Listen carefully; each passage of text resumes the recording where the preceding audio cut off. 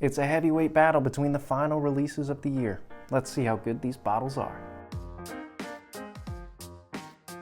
Hey everybody, welcome back to another episode of the Bourbon Hutch, and thanks so much for joining me on this journey through the world of whiskey.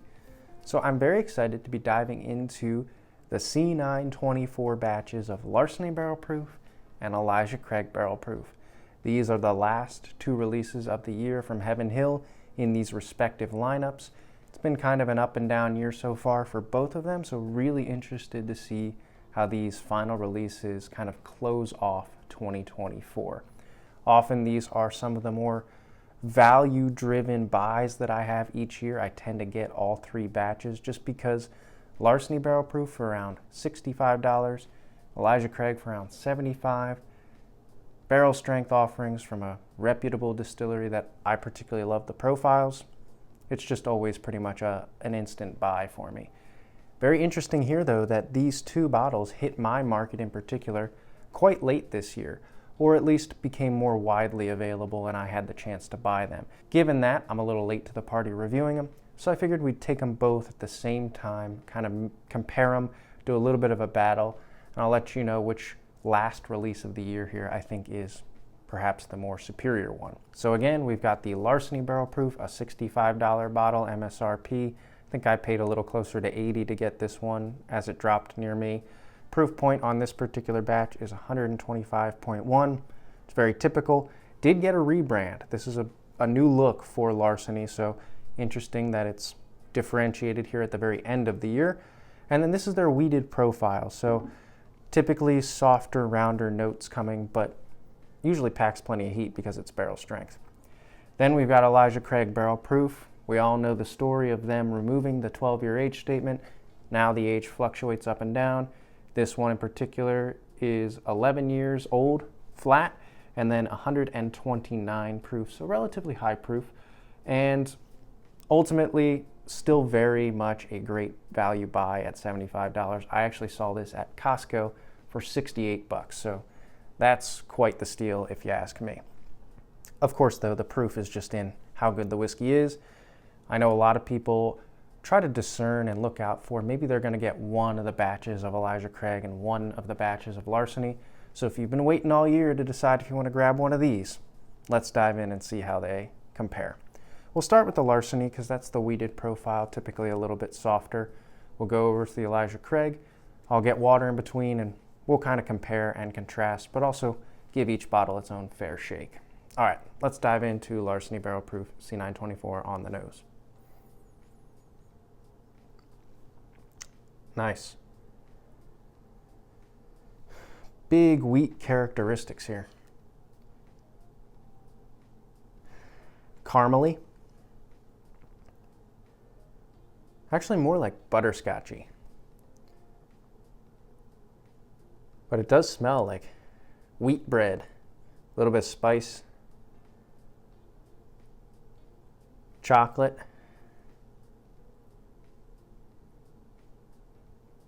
Some sort of red fruit, but not cherry.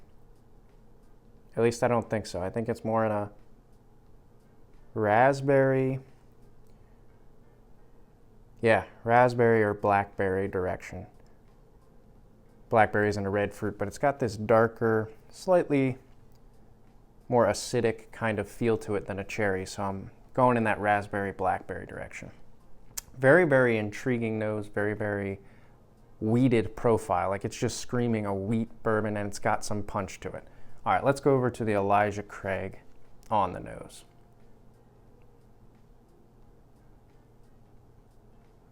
Okay, so this is a little bit like denser, not quite as jumping out of the glass, but not in a bad way, in a way that it's more like a peanut brittle, oak, sort of a musty oak kind of quality here. Caramels as well. Some level of astringency. I did let both of these sit for about 15 minutes before digging in here, but they both still have some kick, some ethanol kick. I think this one does have more cherry to it. A little bit of leather as well. So even though it's only 11 years old, that one's definitely coming across quite aged, at least on the nose. And the Larceny's just coming across as like very wheat, leaning into that wheat presence. All right, let's go into the Larceny on the palate for the first sip. Cheers. Wow. So spoiler alert, that is the first sip of whiskey I've had today, and it took me a little while to register and knocked me back, but that rich wheat sweetness is just right at the center of this the whole way through. Caramel, butterscotch wrapped around that, and lots of chocolate. Very milk chocolate, that wheat presence. A little touch of that raspberry as well, but it's very desserty and spicy. The spice is slow rolling and kind of gives you this simmering feel on your tongue, at least for the first sip, for quite a while. Just kind of rides. But the wheat sweetness is super prominent here. It's reminding me a lot of two bottles actually from Bardstown. So you've got the Bardstown Origin Series wheat, which is the black label, and then you've got the high wheat, which is their new like tan label. Both of those really lean into that wheaty characteristic. And I don't know if I've had a Larceny that leans so much into the wheat. I've definitely gotten chocolate and raspberry on Larceny before, but never this much of that wheat characteristic. Okay, let's go in for a second sip. We'll really break that down and see if we can pick out some more flavors. Then we'll jump back to the Elijah Craig. Cheers. Yeah, that is good. Really good. Especially for like the $65 MSRP. Okay, the wheat's still there. The chocolate's still there. The mouthfeel here is simmering and buttery. Like really nice, really coating.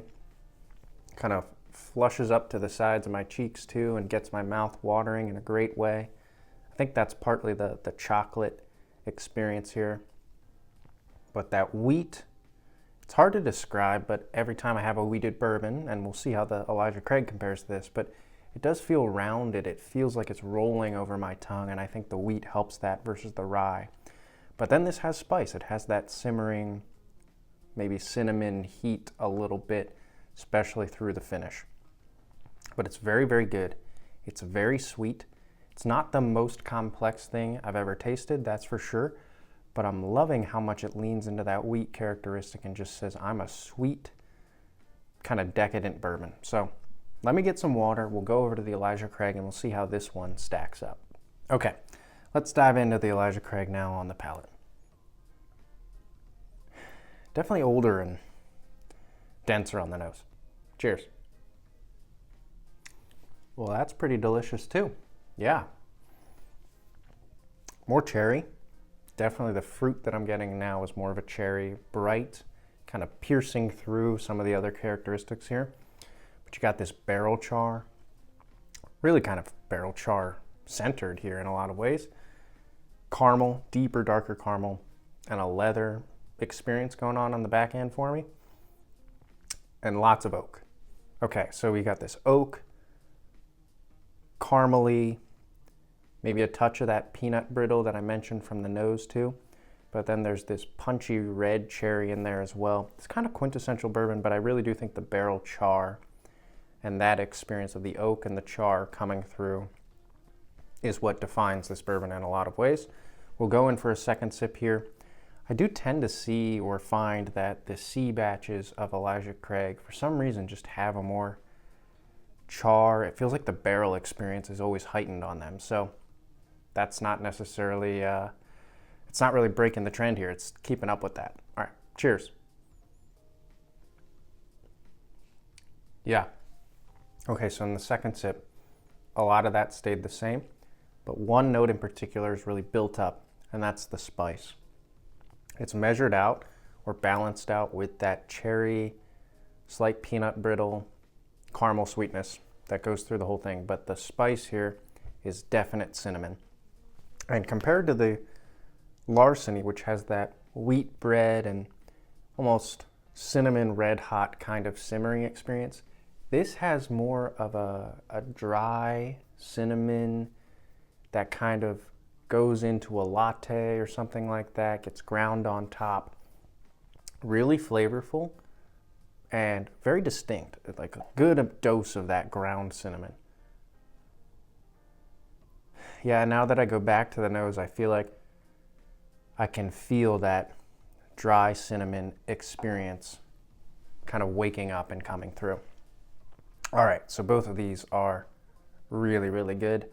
What I'm gonna do, get a little bit more water, go in for one final sip of each of these, and then give you my final breakdown. Okay, so we'll go back to the Larceny now. Yeah, so wheat, vanilla, and raspberry. All right, cheers. Yeah. So that is why it's good to go from one to the other and then back, because coming off the Elijah Craig, which has that ground cinnamon spiciness, pretty high proof as well, this now feels so smooth. There's still spice that kind of blooms up in the middle of the sip, but all that wheat roundedness, the chocolate, the vanilla, the butterscotchy nature of it, it's just super rounded and sweet. This one's really leaning into the sweetness. I've had more Larceny Barrel Proofs that go more into that cinnamon red hot. This really has a touch of it, but then kind of washes away with more of that wheat roundedness and sweetness. I know I'm saying that a lot, but it's really striking coming off the Elijah Craig, coming back to this, how much more of an easy sipper this is, even though it's 125 proof. All right, back to the Elijah Craig here. Yep, definitely waking up with some ground cinnamon on the nose. All right, cheers. Yeah, way spicier. Cinnamon, leather, oak, char, touch of that peanut brittle, but it's really leaning into that cinnamon and barrel char experience for me. A little bit more drying, whereas the Larceny gets my mouth watering a little bit because of the chocolate and wheat. The Elijah Craig gives me that drying, punchy power, and it definitely gives me the sense that it's like a more well-aged bourbon. Okay, final analysis here is I'd call both of these like high recommends, definite buys, especially in their lines this year. I think these are both very, very solid releases from Elijah Craig and Larceny.